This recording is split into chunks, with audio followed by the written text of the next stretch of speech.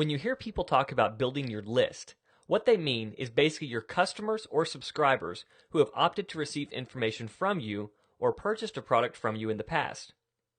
Many of the biggest marketers in the world will say time and time again that the real money is in your list, and to a certain degree, they're right. Now, from my vantage point, I would have to say this really depends on what the focus of your business is. Some people focus on the quote toll booth approach, where the one-time sale is really all they care about. Generally, this comprises the majority of affiliate marketers.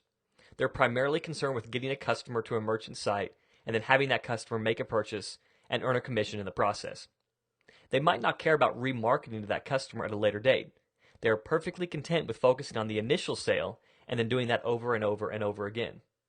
But what about those of you who have a business and who want a way to not only keep in touch with your customers or subscribers, but let them know about future promotions, discounts, and other things related to your business? What can you do? Well, you guessed it, you need to build a list. What I've learned, though, is that there is power in a list if, and this is a big if you have a good relationship with the people on your list. Here's a real-life story to prove the point. I own a few sites that have been gathering subscribers for several years. For the majority of that time, they've sat in my autoresponder account with relatively no relationship building on my part. Now, just so we're clear, I don't endorse the constant bombardment of messages to your subscribers. Nothing will create more unsubscribers fast than doing just that. But not sending anything can be equally as detrimental. The problem with doing nothing with your subscribers is that you don't have any kind of personal relationship with them when the time comes that you do want to send them something or you want them to buy something. If out of the blue I were to send them a message after 2 years, they, one, would have totally forgotten about signing up in the first place and immediately think it was junk, or two, think, who in the heck is this guy just now sending me something after all this time? It's really about balance. What you must remember is that when a person subscribes to receive information from you, they want and expect to receive information from you.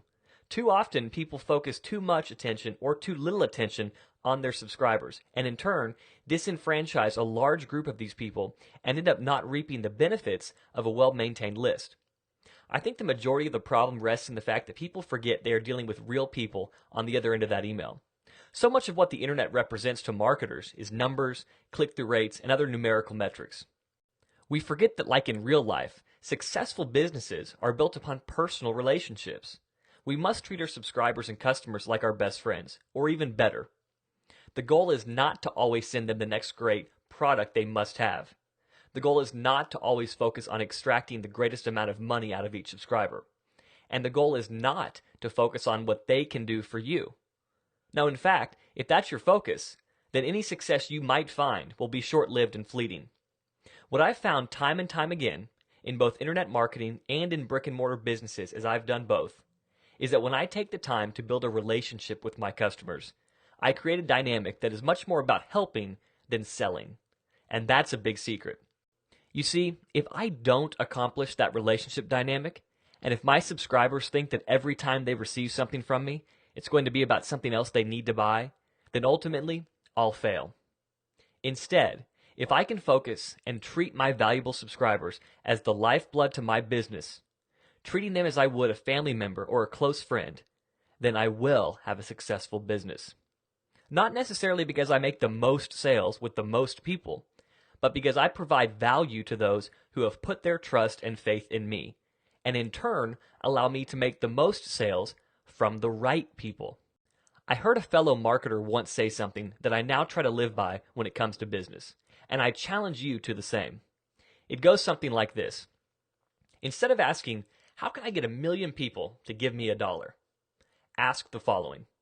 How can I give 1 million people $100 in value while asking for $10 in return?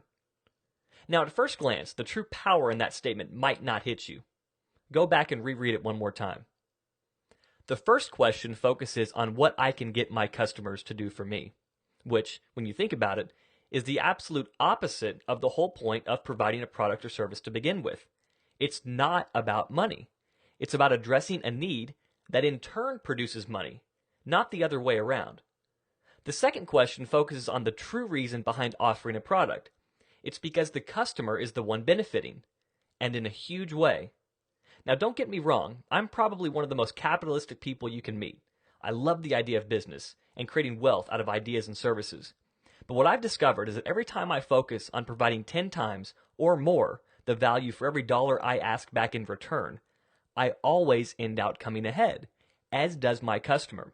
The point of this little tangent is this: make sure you know the exact solution your products address and the people who are most interested in knowing it.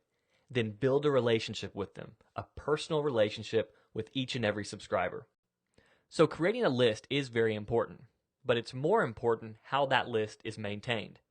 You must remember that your list is much more than a name and email address. There is a real person at the other end of that information.